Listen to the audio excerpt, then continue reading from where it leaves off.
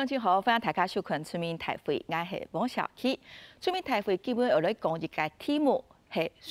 树吹、木吹哦，是讲到这个森林资源，还有我们台湾自己生产的这种国产材的运用。其实大家看到，你柳杨芳地背吼，又动到比如讲係背板啊吼，你個竹個頂呢，動到都係樹而做嘅。我鄉親想講麼？了條樹吹到底係真橋類嘅呢，還係你推翻起價嘅樹呢？倒下來走新這個收穫的這個木材所走出來嘅。啊，那個品質，還有那個洗沖，還有那個老保有線啊，自己到底有乜個關係？基本為要強調當從那個裏邊，讓大家共下好來討論。為大家紹介基本咧參加嘅裏邊，體育裏邊紹介呢是我們林務局造林生產組的組長李允忠，李組長好。觀眾朋友們，大家好。今日聽義務紹介係你正昌製材董事長，接下係你個主動行業哦，梁兆清梁董事長你好。大家好，大家午安。分享董事長咧，其實我們這邊紹介係學家嘅推標，係宜蘭大學森林還有自然資源管理系的教授卓志龍卓教授好。好，各位鄉親朋友大家好。分享上我對邊吼，林務局在106年的時候。應該講農委會啦，哈，把這106年定為這個國產材元年，就是講到這個自然資源，這個樹種素材是從我們自己台灣本土生產出來的，要被鼓勵開發使用，運用到我們的市場來。到底這樣一個政策宣示背後係什麼樣子的意涵，什麼樣的原理？對，可能下回嘅新聞報道。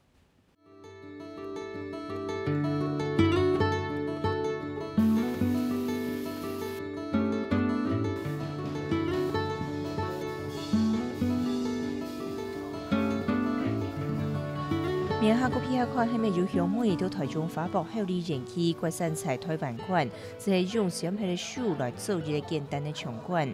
對林務局同106年天做國產材年，今年已經係第3年嘞。而透過展覽，俾民眾更加認識，但是當民眾還係冇乜啲。攏擺唔啲啊，那個啲按好按正，按看到張地個按台灣嘅東西按好。台灣有44萬公頃的草林，土林務經營期嘅僅係12萬9千公頃，當年嘅生產量十分有限，市佔率冇到1%，全係99%做下而以是外國來進口，來年可能係對別嘅國家非法協助天然嘅產拿，也係易拿。為咗推廣國產材，林務局到近前嘅家私建材店做一個專區來推廣。到電期結束了後，列到相關嘅材料，個曬去台中發布來展覽。那另外呢，國產材呢，除了地產地銷，還有一些我們在強調的提升木材自給這部分，我們東勢林管處呢，在今年也結合了花博的推動，那我們轄內的一些疏伐木也提供了大概480立方公尺的台灣杉還有香杉，提供在我們的花博園區裡面、森林園區或者是外埔園區各個展區裡面去做一些裝置藝術，還有一些布展的部分。那也讓民眾在逛園區的時候呢，能夠看到一些國產材原來在這邊可以做這樣利用。將係國產竹作為頂，就係用不用頭不用節作為種。林管處講，到展覽了後，列到樹料是插轉去回收，或者係過去做展覽館，未使做無相關的細型製品循環利用。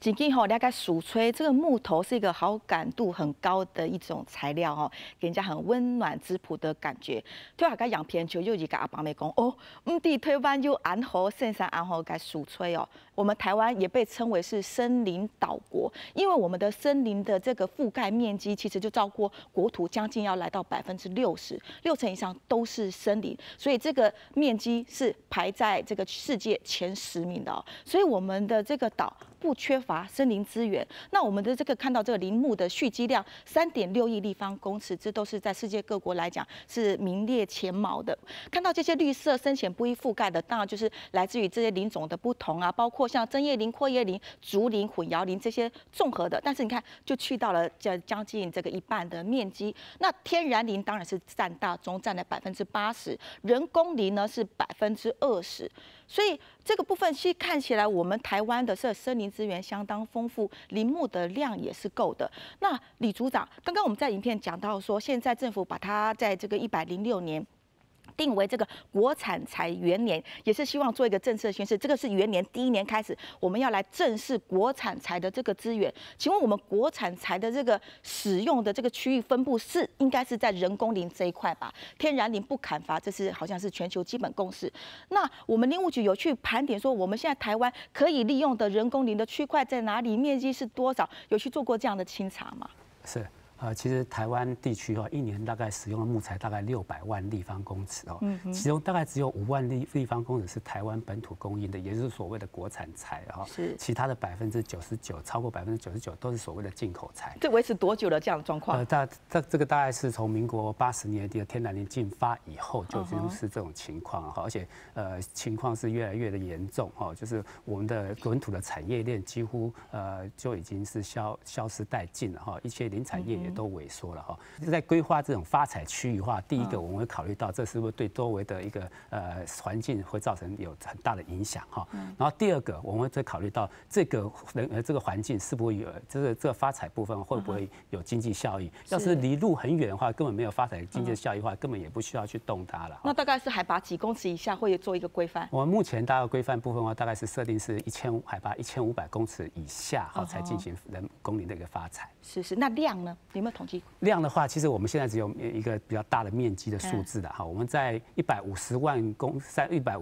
公顷的国有林事业区里面，我们大概先盘点的结果哈，大概有6万公顷可以进行人工林的一个生产。刚刚组长会讲到说，我们的林木产业明明我们是森林资源很丰富的国家，但是我们的林木产业使用却是相对的低迷，这是其来有自的哈。其实最早在1980年代，陈映真他主编的这个《人间》杂志。当时就披露了说，这个滥伐山林啊，这个是山林流血流泪的那样一段这种比较相对这个震撼性的报道出来之后，然后就引起民间的反思。所以在1988年的时候就，民间就发起这个森林上街头，甚至提出了1988抢救森林宣言。那在1990年代。当时呢，全国就举行了这个全国森林会议，就讨论这个山林资源不可再这样任意对待，所以呢，就有提出了这个全面禁伐天然林。那随之这个决定产生的结果是什么呢？就是我们台湾的年伐采量从原本的20万立方公尺降到4.6万立方公尺，那个是急剧的下降。透过一张这个数字的曲线图，可能观众更一目了然。我们的国内伐采量从1990年代开始就慢慢的往下。可是呢，我们的这个林木的消费量却是逐年的增高，维持一定很高的比例。因为大家喜欢用木材来做家具，做各种的物件，甚至是木造的房子。所以我们就看到，其实这中间的这个悬殊量，就是高度仰赖外国进口。那我们的自给率就是像这个跳楼似的，直接降到谷底。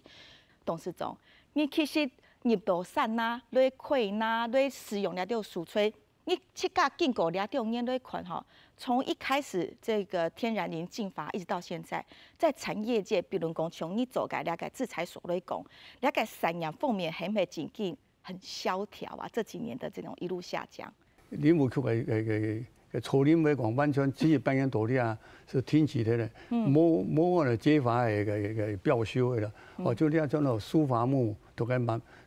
部分都该漂修的啦，都该标本民间做。所以做了经验来讲吼，第一点是供应来讲吼，你都去扮演到了，了经验也可以让林务局也可以让表出来嘛，表出来让开始本人标本人去看法嘛吼，做了一段时间有30年难度30年时间，供应是来讲会缺乏到嘛，那请问啊，像跳讲吼，你应该只吹熟，你如果吹了，到了还来讲吼，你会。七架去散当种树儿，七架来自吹，也系讲你个你个用个树吹也有部分系唔辣，七架唔辣会用卖嘅。我哋10分来讲吼，七架早买树有3分啦。那民间卖树吼，那林农卖树。才要有3份，3份到4份。我们听到一个资讯，我先请教卓教授。我们的梁董告诉我们，他的制裁所是全台湾规模最大的，然后它即是这么大的一个国内的制裁所，可是它的材料使用自己在山林造林的那些原木料呢，只占3成，其他7成还是靠国外进口。这是从生产链其中的一个制裁所看到的是这样。那事实上，在其他业界的各个呈现面，我们台湾一年需要600万立方公尺的这个木料，我们只生产不到1%，所以其他都是从世界各国进来。我们看到说，包括像加拿大这个9%还算少的，其他你看像澳大利亚，尤其是我们看到东南亚国家泰国跟马来西亚，马来西亚占了21%，泰国占了13%，中国有16%。那请问木材从外国进口？存在着什么问题跟风险是我们没有看到的？长期以来我们的消费者其实比较喜欢用这个阔叶树的树种。那阔叶树种我们的进口来源主要就是这个热带雨林，当然就包括东南亚的热带雨林。然后我们的这个产业界也很努力，要符合满足我们消费者的需求，所以也有到拉丁美洲、非洲的这个热带雨林。那这个问题就是说，我们可以取得这样，可是相对的，可能也会对这个热带雨林带来一些的这个就是消耗其他国家的这个森林的资源的一个疑虑。像我们现在目前看起来进口量最多的是在马来西亚，这个部分我问一下林组长，听说马来西亚其实他们这几年开始重视环保生态，就像老师讲的，他们也会反映你很多的原始林或天然林。就是在原始部落里面，它跟部落的生活，还有那些当地自然的生态都会引起冲击。其实马来西亚可能也在反弹抗议了。其实这些国家，就泰国、马来西亚，我们都知道，它的林业以天然林发采天然林为主，他们人工林产业并还没有跟上来，所以目前我们使用的他们这些国家大量的木材，很多很可能疑虑上都是有着在发采天然林的疑虑，这对我们的一个地球公民的一个立场的话，其实也是环境不正义，对，是我们的环境不正义，我们等于是我们自己不砍我们自己的人工林，反而去使用到比其他的国家的天然林，这对整体的地球环境是不是很公平的？是。那董事长，从业建系的10年的哈，你哈会是国家推出所谓的就正式这个国产材的识别标章，要好好的来正式利用我们这种台湾木材对山野改来讲，因为六维起都那个山野这个经过忽视跟压抑了一段时间之后，你啊臭闷还会打溃了嘞？你也好啲咧，林务局嘅林局长啊，发现先生去台里都个啲几年也有办动作仓嘅个建材嘅展示展示馆那些，都在推广嘅建材材，所以推广起来些啲老百姓慢慢要接受。我从喺工厂嘅田单特别做标木田。就是一些工程的板模，这最低阶的使用。你也就渐渐又到市面上做咧家具喺度啊，像你做当家系嘛解咯？也係我用台灣山的台灣杉嘛，我書中講阿杉啦，你當台灣杉做出啲係水果盤啊，張燕太太咧用嘅水果啊，早點啊，它這個是。你是用咧獨角咧做嘅講佢也唔驚水，唔驚水，不怕水濕哦。台灣杉咧是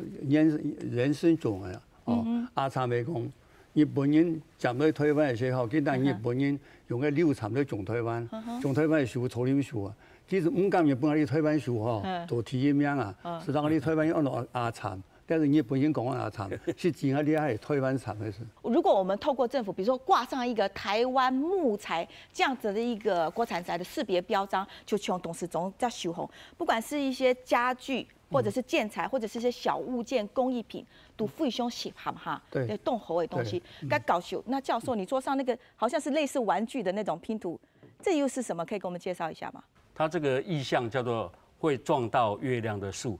那什麼樹？台灣什麼樹會撞到月亮？這是原住民，就是我們的台灣杉。台灣杉它樹可以長到大概80公尺高。是啊，所以它這個就是用這個台灣杉，我們的台灣杉有很漂亮的這個條紋的紋理，它很豐富的色彩，很豐富的色彩啊，所以這個就是就是類似是用這樣的哦，它是開發變成創意的產品，那這個代表是月亮的意思啊，就是會撞掉月亮的樹啊，這個月亮就是我們的台灣的這個杉木，杉木做的，那這個杉木有很好的這個氣味。那剛剛我再補充一下，就是那個台灣杉的那個天然的耐腐朽的性能不亞於我們的台灣的檜木。它也很好。真的哦。那可是它就是没有被好好的被看到，因为过去是对忽视，就这一块自然资源可以用。那李组长，我请教一下，刚刚董事长跟这个我们教授都提到，其实我们台湾的木材原料来自于山里面树种很多。那我们目前看到呢，就是我们这些好的材料被使用到我们的生活面，目前看到是一些水果杯盘啊、碗筷啊这些东西，然后甚至一些文创的这种商品，都是属于小物件。但是如果说我们要好好来经营，现在就已经可以发财的这1万多公顷的人工林，好像比较大量的。包括是建筑哈，或者是这个装潢，所以这个市场上，我们要怎么样去布局？慢慢从小件慢慢推到中件，再推到大件。我们并没有办法说一下子就供应很大量而稳定的木材。所以我们大概有锁定大概3个阶段去发展这个国产材哈。第一个阶段就像我们这两位周上所展示的，都是属于文创产品类的哈。这种文创产品呢，它的特性是它的附加价值会提高，它可能用同样的木材，它经过一些文创的概念进去里面以后，它的附加产品就可以卖得比较高，有品质跟设计元素，而且它不需要很大的量，它只要拿到木材，它其实都可以用就是小量化的生产哈。这对我们现在目前的林木的供应来说是刚好可以来用这个角度去切入哈。那除了这个文创产品以后，我们接着进入下一阶段，等林务局开始可以小量稳定供应的话。我们希望是说，就是开始追求量的一些供应的时候，我们可以开始来发展所谓的一些设计文创的家具类的产品，就大件哦，桌子、椅子，是类似这种，对，类似这种比较大体型的一些文创的一个家具之类的哈。是。然后最后面等我们真的可以照我们林地的经营计划书做长期的一个计划性生产的时候，我们每年都可以稳定的供应一些人工林的一些材料到我们市面上的时候，我们就可以来跟产业界在谈所谓的建材，地板啊，或者是一些行架、空间行架之类的这种比较高端的一个建材，也是我们发展的一个方向。是，所以我们的这个好品质的国产材，如果说要跟这个现在目前比较便宜，然后取得也很方便这种进口材来分庭抗礼的时候，稳定的供货来源很重要。我们就看到这个产业链的重建，让这个源端的这种材料供给变得稳定而稳健。就是这个产业能够被活化的一个关键。我们看到，从2001年开始，像我们梁董这种负责的制裁所啦，或者是锯木厂，从1000多家集聚变成160多家。但是我们要供应全台湾这么多人要使用的这种木料市场，160多家给的出来的量压力很大吧？那刚刚还有提点到。不但是这个工厂数变少，参与这个所有林木制造产业链的人力都老化了。其实55到60岁可能还损有上。我们董事长今天都快80几岁，还是亲临现场来好好为产业发声。就看到这个，包括是这个人力的重建、产业技术的重新的粘合，都会一个重点。你对看啊，大家要准备马改，为做好马嘅准备咯。这个白这个拍表嘛，这个是一些新材嘛，这个种供应无限调整国土来切的数量，来到人工草林的生产，都宣告了后，你到制裁厂做初步的期限处理。是由客户会有下单给我们，因为下单都帮阿你嘛阿你交给拆村来做，开始做出就是机品嘛，机品是。个单价是较贵嘛单价一定较贵你落纸片差不多有4箱到5箱落定啦。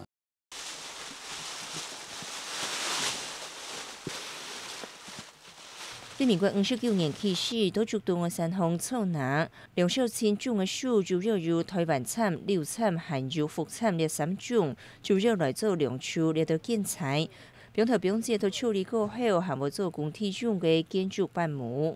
有6公分以上的发土其实做得的太细地夹起来夹起老要挡起来做建筑的表模用不做表模用开始也利用率是较大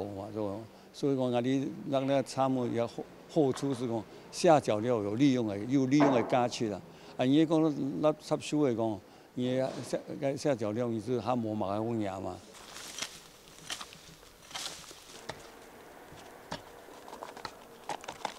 从那40万年，中山等到政府重视国产的理念。梁秀清的制裁厂头之前申请到世界自然基金会嘅 FSC 认证，对物件属用选种含有环境同作水情形做好按纳入去考量，但是到关于这项认证到市面上还冇嘛有人重视。台湾来讲，消费者他冇咧概念啦。因为欧美国家是还有的概念讲，还有森林认证。森林认证当然简单讲，你做起来是非常困难。弄来开始是要查起。你相当像我哋种太空包嘅，太空包嘅胎你都要验，要只个验枪。桃山基金本来去接咧梁秀清这下文一批制裁厂看准做个情形，但是佢咪讲工厂底度2万余位工人，唔係對後生真談經濟制裁廠做到2萬超過60歲嘅師傅，在外勞較多，欠顧咪無係關於林業發展嘅大問題。好利用你该滚山吹了哈，所以这个木材的上下游的整个产业链要重新的粘合动起来，包括呢，在这个第一阶段的林业森林的经营者造林，是不是这个造林的目前造林的现场状况好吗？场地理想吗？法规啊，是不是够友善？可以鼓励林农来承租国有地来造林，然后造林也可以所以我们现在不讲砍木头了，要讲收获，它就像种稻一样，有种也有栽，做循环的利用。那再来第二阶段到林业，比如包括说原木的生产者喽，木材的运输业者喽，或者是中间段的制裁所，将原木料制成一定的脚材，供到市场使用的这些中间段的产业，怎么样把人找回来？工厂数也可以再扩增，一直到这个市场端的手工艺开始，我们消费者认识了我们的国产材，并且爱用这些好品质的这种家具、建材等等，整个要把它圆圈状的做起来。不过董事总爱好起，因为毕竟近千天天研究改事件，大家普遍的说法是这个林木产业是中断30年了哈，就马该困难来讲，又就提到过去的法令有没有不合时宜的，或碰到什么现场法采的这个压力，可以利用来机会到大家讨论。也是我哋提点我哋题目係嘅要林，所有嘅砍伐包括有施工溜落山做些，全部經過林務局嘅允許啊，是，或者現場，提出工作站嘅現場，並且咧砍伐嘅木材，也係鋤林，全部經過現場，現場去准以後，我哋要做啲排公園落去。所以要伐木還要先經過申請，那多早以前要申請？因為現場那些差不多半年前的現場。提早半年時辰就要申請。半年前的現場。現場之後還經過嘛該倉時咯。現場佢有片預算，林務局有片預算，片經驗圖台灣做啲砍伐，直到1年都變一個片的預算，有一多數量。這樣本來各工作站按到林區嘛，各工作站分配，變咧新竹區，我哋新竹區嘅，去配套有5000立方，俺哋現場1000立方，嗰就冇問題。所以生產量是經過配額的。係要配額係，有前年提出去，這樣要片預算。試過就那多以後，呢樣做啲現場開工報告，還要開工報告。開工報告現場去，這樣嚟嘅做消防檢查。消防檢查通過以後，呢工人做啲進路嘅暫修。這樣開採的成本很高呢，花時間成本、人力成本，層把關。對，你嘅有林全部要把關。假設你講私有林嚟講，我只土地該怎麼使啊？你香港政府做現場，你是做啲站做啲在做。不過你呢下大部分還係繞國有土地。我嘅草林地全部係100%係國有土地。你講農民總額，我們種稻的稻農，其實如果地就算是跟地主租的，他只要到了收穫期，他一台採收機就可以下去採收。但是這個林木種在山坡地上，要開採，那要經過各種的這種程序的把關。所以林農跟稻農來比較的話，這個林農天壤之別。天壤之別。林農生產林木黑，這個很辛苦，這個產量也少然後這個程序也多。那卓教授，如果说产业到这个市场端要活化，它的这个源头的这个供应链就要充足稳定。那现在显然我们国家在治理这个林木这一块，过去总是比较保守，那所以说是相对的很多保守跟这个规范的程序，不知道这些规范程序或这些行政流程会影响到接下来产业的整个活化吗？我这个当然会有很大的这个影响。所以这个我晓得林务局现在也针对这个问题，要做一些的改变哦。像这个林业合作社的，我们私有林农的，我们也是希望可以照顾到这个林农哦，因为这个我们这个林业的经营哦，它不是像稻子哦，一年可以收获哦，它可能要2个世代50年才可以收获。是。所以如果确保它每年都可以有这个收入哦，所以这个变成说。我们希望透过林业合作社来协助林农，可以来帮他经营，因为我们的林农的这个面积，绝大部分大概90%都是不到1公顷的。是。这个1公顷，他今年收获完，他要等50年才可以有收入，这不太可能嘛。这不是一个好生意。对所以这个就是说，我们现在有很多的在建立说，希望我们有一个国产材的稳定供应系统，然后在有规模的情况下，我们这个产业链才有办法去持续的来推动，那我们的人才可能才有办法进来这个产业来做这样的一个工作。是，所以其实听起来这林农是很辛苦。那请问李组长，我们有一些什么友善的这个配套措施？不管是这些可能不合时宜的法规要修正，然后或者是我们也听到，其实林农跟台湾的稻农状况有点相似，就是他们的持有地都很小哈，然后生产成本也高，因为现在台湾人力就是很可贵，不像外国进口的，他们可以普遍比较低。所以这种面对林农现在的处境，我们是不是有比较可以因地制宜的一种补助或扶植办法，可以在这一块健全起来？我们林务局在今年已经在修订一个林产物发展查验规则，是19年前19年没有修的法规，也是当初也是针对天然林木所进行一个发采查验，就是你砍下来你怎么去查验这些砍伐的数量之类这种法规，我们林务局今年已经把它修正完成了，也是刚刚卓老师所讲的，我们对一些程序部分化进行大幅的简化，太小资没有价值的或均值性的就用其他方法来替代，这我们就进行一些检讨改进。另外还有一个国有林处分的方法，我们也现在在做一些修正，我们希望都可以修正这些不合时宜的法规，可以帮林农可以来简化一些行政程序，增进他们生产的一个效率哈。另外在那个林农的辅导方面，其实我们林农有8万的林农，其实我们只有13万公顷林地，每个林农大概只有1.7公顷的林地，这部分的话是没有办法形成一个永续的循环生产的链接在那里。我们说这1.7公顷根本对，假如说一个林农平均是1.7公顷的话，他没办法说每年都可以得到的收入，而且他等到成长时间也非常长。对，假如说我们这个树是30年可以成长，但是如果是我每年有1.7公顷可以砍的话，那我们集合30个1.7公顷的农民的话，每年一个人砍一部分的话，其实这就可以形成一个30年一个循环。我们现在就用这种概念去推我们的林业生产合作社，是不是像小地主大佃农那样，你就要扩大那个面积，变成一个合作生产的模式？是的，这是在生产林的部分。那该董事长都得为属催改时间，像你的制裁所你下是不是人生意也有强尾咯因为你哋都啦，看你都有共同嘅老师傅，最多年纪嘅係幾多歲呢？大概睇下個圖片看到啊，3差有200歲，冇因為還有上一般嚟做，第二種羅班呢，還繼續再凹下去而已。有一天叫他唔做，我哋其他人未面臨到困難，都講嘅要平拖啊，要身體嚟唔好咧，咁我哋是冇辦法，就個長期嘅勉強佢哋上班嘛，所以都幾個司機嚟說，我哋考試了就會做唔下去，一點會當困難過我哋業界。業界如果沒有人接上來，這個產業可能就會做不下去。所以組長，我們現在國內還有像那種相關林木科系的系所嗎？我們這些木工也好，或者是造林的森林相關的人才。因為我們知道，其實在農業現場都很困窘，都要開始培養一些青農回來歸鄉接棒啊。那像林業這一塊，是不是也有一樣的管道或者是行為模式要來去操作一下？其實，在我們台灣地區那個有森林科系的大專院校還有6所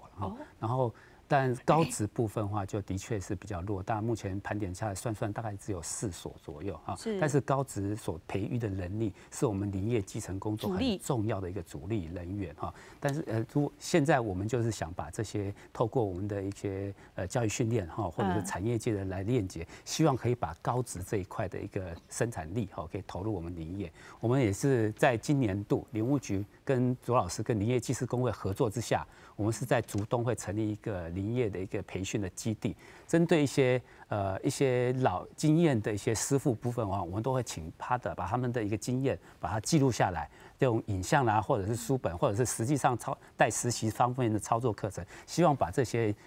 经验都可以留存下来。我们也希望在当地可以媒合一些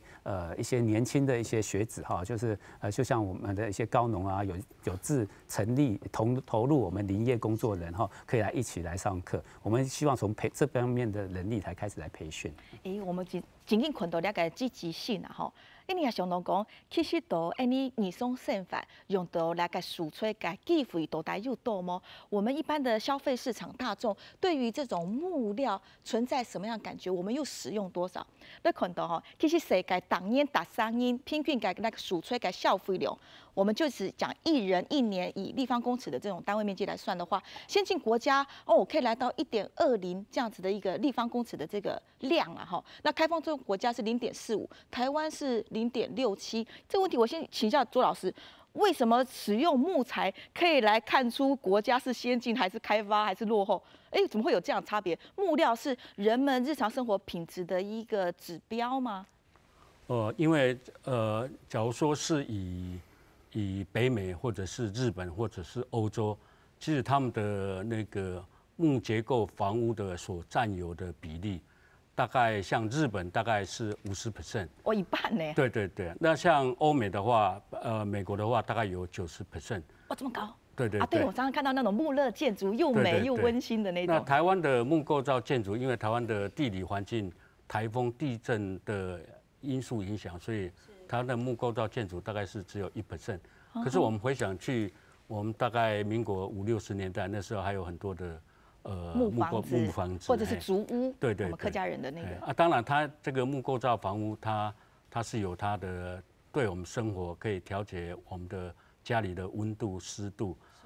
等等的，然后它是一个比较温暖的色系，给我们一个比较温暖的一个就是代表一个家的一个感觉，所以很多的那个国家都会用木材当它的一个建筑的一个材料这样子。那其实像我们以台湾人来讲，我们台湾人好用大概数吹吗？我们台湾人每年，你们好奇吗？每年大概用多少的这个木头？我们都以材积来算了哈。每个人呢，平均这样统计下来，大概3公分长宽，然后加上这个4公尺这样子的一个脚材4公尺很长大概一个人1年用到75支啦哈。不知不觉我们每人都用到这样的量。比如说你会买一些家具、桌椅啊，会买像老师这种手上的这种木质的这种艺术品，或木杯、木碗、木块等等这些工艺品。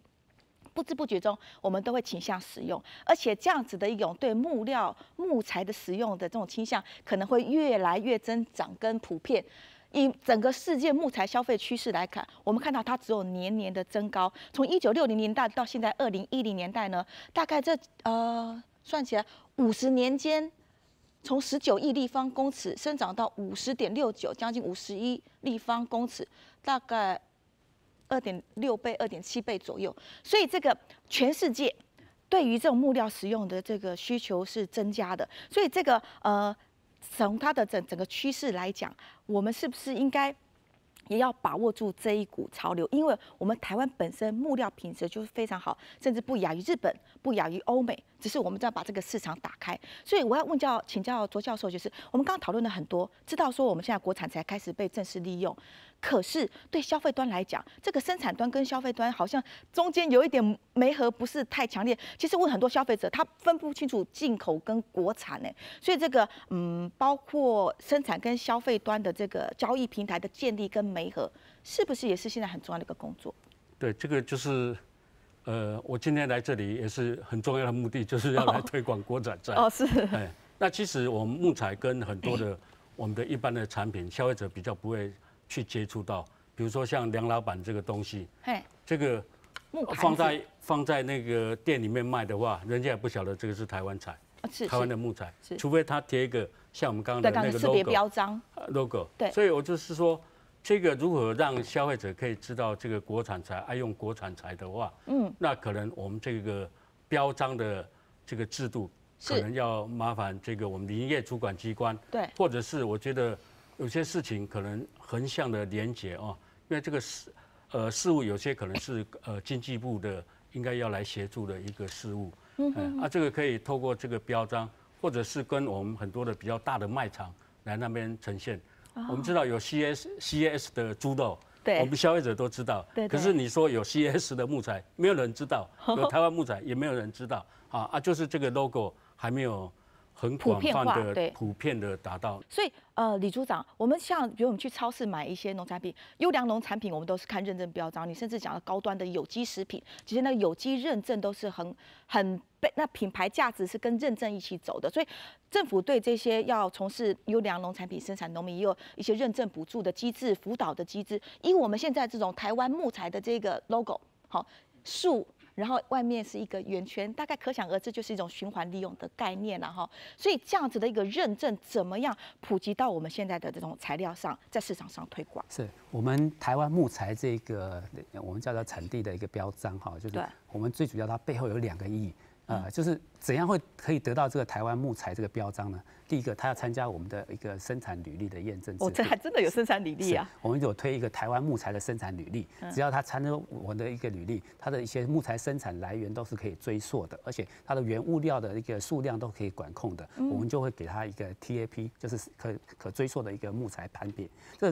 取得 TAP 以后，其实我们就可以给他一个台湾木材，就是消费者只要认明台湾木材，就可以来知道这是有个履历。另外还有一个，刚刚卓老师有特别有提到哈，台湾优良农产品 CAS 哈 ，CAS 其实它也是一样，它是对于木材生产的一个流程管控，一个都要符合我们优良农产品的一个品质啊。这部分的话，我们也会给它这个台湾木材一个标章。所以说，消费者在市面上只要看到这个台湾木材这个标章，就可以知道它是一个可溯源的、可以追溯履历的一个优良台湾的农材木材品。你们这些标章是主要是针对比如说店面或店家，还是说像我们梁董他在制裁的过程中就应该融入这个认证的体系里面？像梁董也是我们就是履历的一个辅导厂商之一了哈，他是参加我们这个台湾木材的一个产地的认证，他通过认证以后就会有一个台湾木材这个标章，就是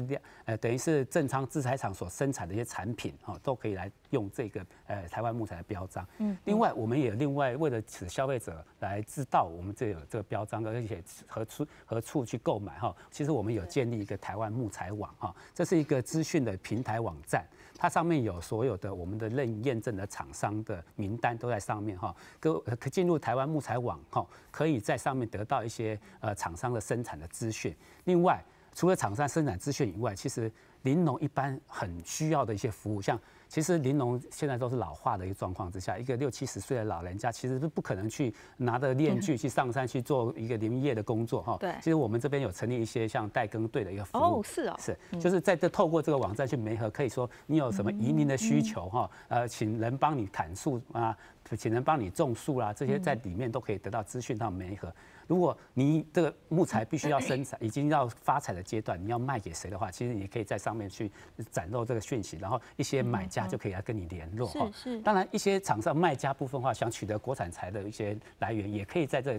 个资讯网站里面去找，有没有要原木端的，有没有要产品端的，都可以在这个资讯网站里面得到一个资讯的来源。所以呢，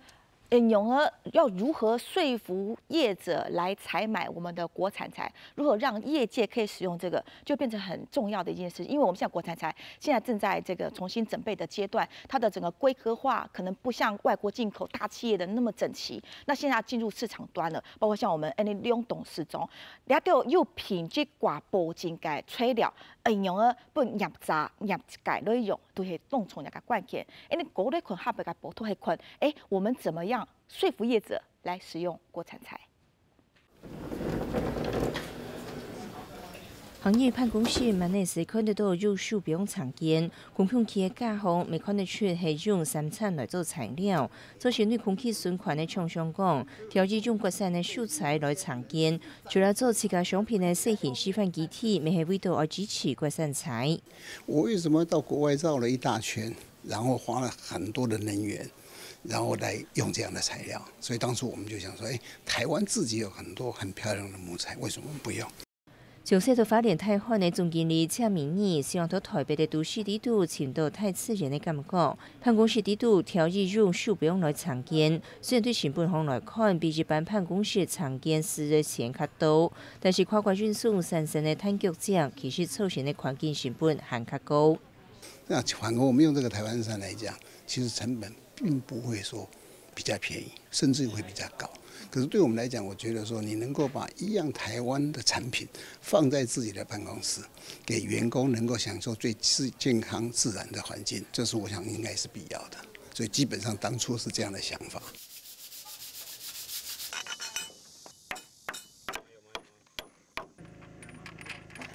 林木区为了推广国产的素材，没强调用树含有损款的国产材的标头，不民众声音。看到那个 logo 上面是一个木，那木写完之后呢，我们又绕了一个圈圈。那这个圈圈这个箭头的意思是永续的概念，这也是我们林务局在推动这个 logo 上面一个很重要大的意义。主要做建材，其实采用系树做的笔记簿，也各种细型的生活用品。作树的业者未头使用办法开发各种的手工艺品，本国产材在慢慢入到民众的生活，增加内需。我们来看到，其实以这种传统梁柱工法木构造来做的房子，它的这个减碳这个7.484公吨，然后再往下这个看到，不管是轻钢骨构造或者钢筋混凝土，这个碳量其实都是高的。所以不管从地球的这个永续资源的循环，还有其实在这个人跟这种材料之间的互动的那种感觉，系动大家本大家鼓励嘅。不过董事长，因为听话讨论讲，其实了解树吹吼，都全世界各国为经历经受到分享，大家也是经历用到嘛吼。不过其实就讲，我们常常讲到说国产或国货，当然爱用没有问题。可是重点在贵，也系讲量下少啦，所以普遍为本大家在使用时间，当到消费者可能讲哈，俺唔知这家也有所谓嘅所谓国产材，也唔知为去哪位买，啊，真正地多的了后呢，又感觉讲那个驾驶政策动态买不下手啊，我就按个问题么，从你底下度。完全是这个以认证的方式去提升自己这个产出的品质。不过对到来买嘅时间，你为希望讲政府可以多一点鼓励吗？好比说政策采购也好，或者是说一些奖励的办法也好，不大家为用any生产嘅国产材呢？初年要讲吼，是要非常辛苦的一行业嘛。你从树苗到新林要讲。你讲到当简单啦吼，就暂时。其实种了树，咱站来讲，要40年的时间，40年啦。你的投资40年的进行，也要我暂时，都暂时来讲还没当辛苦的一事业吼。错。啊，种你结产材出来，你退出来以后呢吼，台下民间人做咧接受，以前就你结产材吼，出来是做标母的，落标母特别。你个树来讲下设计啊，上20年是站的。你要住宅处理的树，差不多有30年、40年，样要站嘛吼。啊，到台基学是做新材的嘛吼。做新材你个种古迹类来讲吼，那种剥皮料的古迹类基本上给你卖。像个松山烟厂，他们剪下基本上给你卖料哦。啊，像花博去种美妆让你卖料。你到用台基的树啊，来推广啊。就下容易啊！林务局来推广吼，佢要其他嘅资金下丰富嘛，佢做啲高人士咧辦個推廣啊吼，喺度結產產嚟推廣，睇下業者會做到產品去擺啊，去俾人看啊，去展示啊吼，安才也要漲啊。啊，依做嚟講吼，是冇推廣啊，我做幾十年唔是應推廣啊。國產材都自生自滅，你這是做標母你乜嘅冇啊？请教吕组长，就是说，像我们如果要推广这种有机米，也是现在国防部的军队或者是学生的学武粮都开始以公共采购的方式，让有机米进到大众使用，来让这个不管是有机米国产农产品的这种能见度提高，使用量倍增。那在回馈到国产材这块来讲，是不是正在振兴齐臂的这个非常阶段，要让国人彻底的来认识这个品牌，这种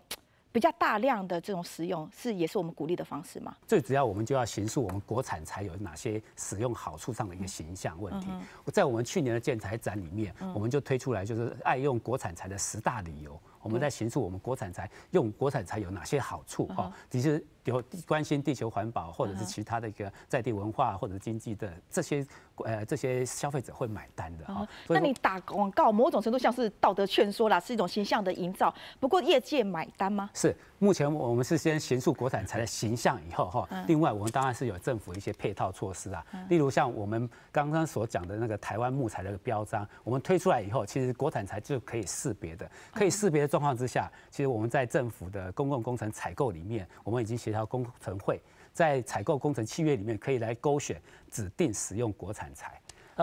这对我们整个产业界影响是非常大，因为我们的公共工程的品项是非常多的哈。是，如果是公共工程率先使用国产材，虽然它的单价是稍微比较高，目前是现阶段是比较高的状况之下，但是这是用政府来编列经费去采购国产材的选项，这等于是我由政府出资去补贴林农的一些部分生产成本，这对我们整体的国产材的销售是非常有帮助的啊。我们就这个措施，我们是会从林务局再开始来进行做起，带头来做。对，我们的一些装潢啦，或者是我们的家具采购部分的话，我们都会优先指明是使用台湾木材啊。然后当然，如果林务局它的产量的使用量部分的话，当然也有它的一定的瓶颈部分。当然，林务局大家都用完了，我们当然是农委会我们的自己的直属的长官，还有如果农委会的所属单位也都使用国产材，当然还有需要政策上需要的话，教育部更是我们这一个潜在使用大户，所以国中小是们课桌椅部分全部国产材都可以来是我们潜在的使用对象。是，那周老师，我们怎么样像到日本哇，50%他们都是用国产材来自己盖建筑啊，自己做整个市场的消费使用。这当然日本有它的日本的传统文化，不过日本在最近这几年来，这10几年来在推动他们的国产材，它最主要的那个层次是把它提高到说它的使用的这个木材是来自于有机饮的人工林。那这部分有机饮的人工林才可以算在2氧化碳的一个减量这边。那日本的承诺说，它承诺要减少6% 的2氧化碳的这个排放，其中有3.8% 是要来自于我们这个经营的人工林。我的意思是说，我们要推动刚刚这个道德劝说以外，我们是不是政府可以重视这一块，把它的层次可以提高？可以这样才有办法去推动国产材。不然在现在这个情况，你要跟国外的不管工程用材什么要来竞争，台湾的成本一定是比较高，所以不能用那个角度来去推动这个事情。那或者是有些地方，我觉得政府可以来做像日本的2020年的东京奥运的主场馆，它就是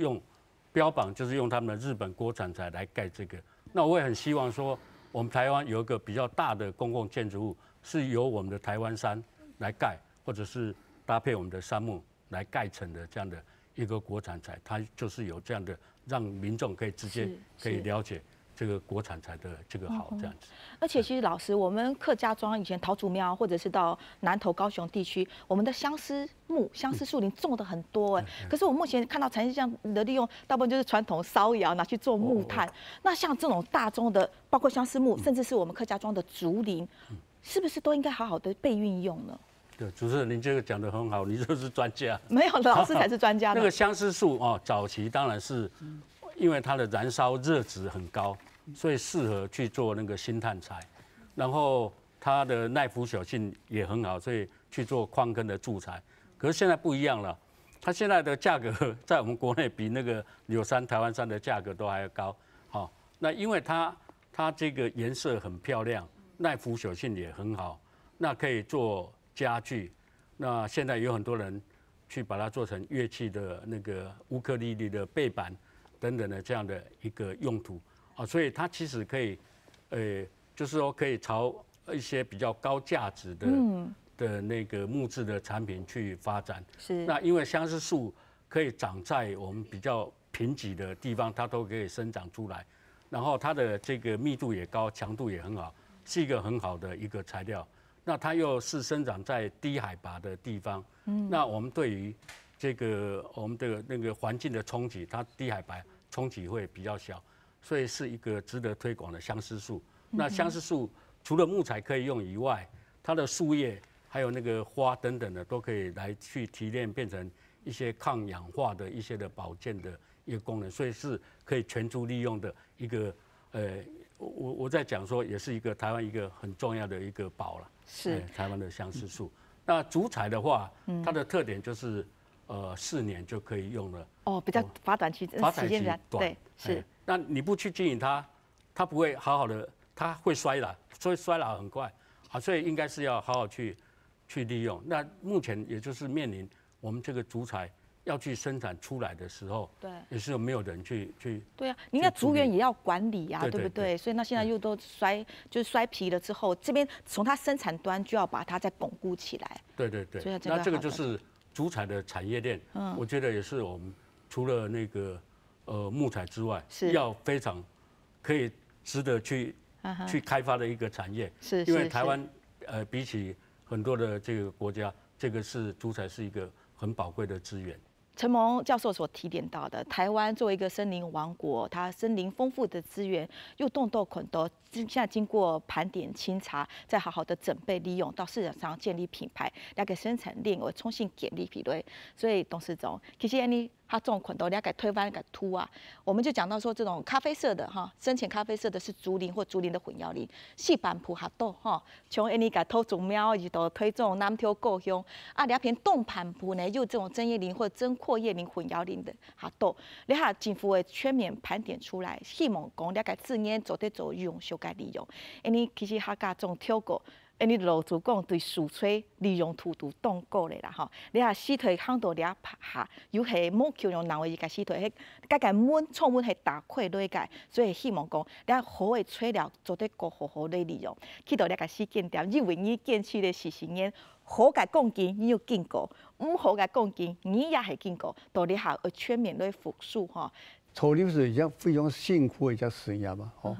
因为当眼见当木主看当然，从你外面7乡村外面来草林，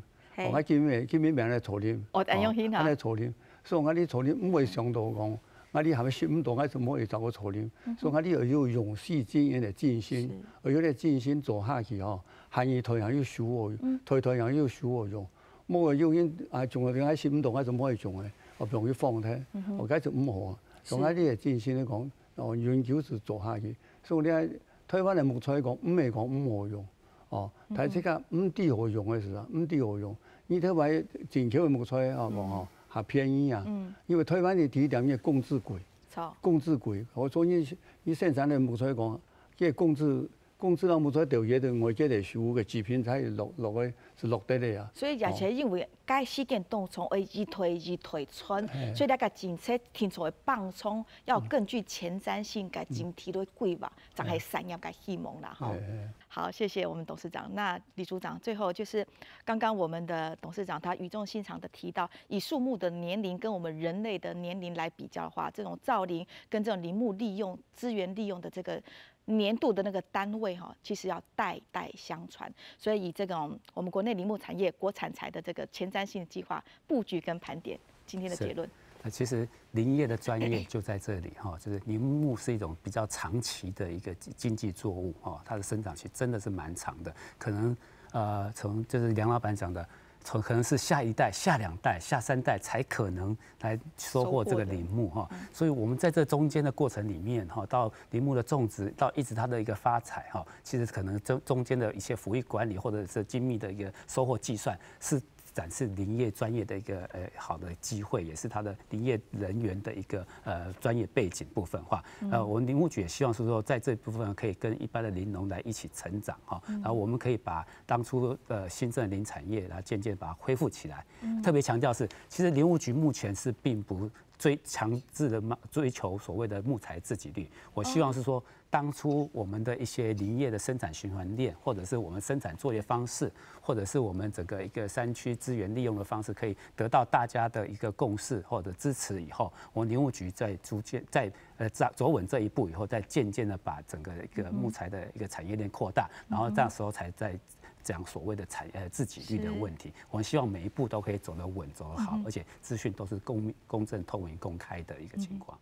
是，今个讨论还是从动温和的讨论，很温和的讨论。因为比起矿产或是石油或者是煤炭，了到台池咱改自然来讲，林木业的这种自然森林资源相对的是更友善、更爱护整个地球周期的循环，就是符合到我们所谓讲的绿的循环哈，就世界循环呐吼，抢种都收都用，个继续种，安样会变成行业链安样改这种自然资源永续利用改概念。了就系专门出面台会来讨论，安尼掘山吹吼，人白也经过好好思考，变做安尼吹料使用方改助力，相信咱对安尼台湾改自然利用，为咗一个动活改前瞻性改一个想法来讨论。以上係今日嘅出面台會嘅討論，非常感謝鄉親朋友嘅收看，也希望大家下個禮拜會持續收聽安尼嘅出面台會，感謝大家。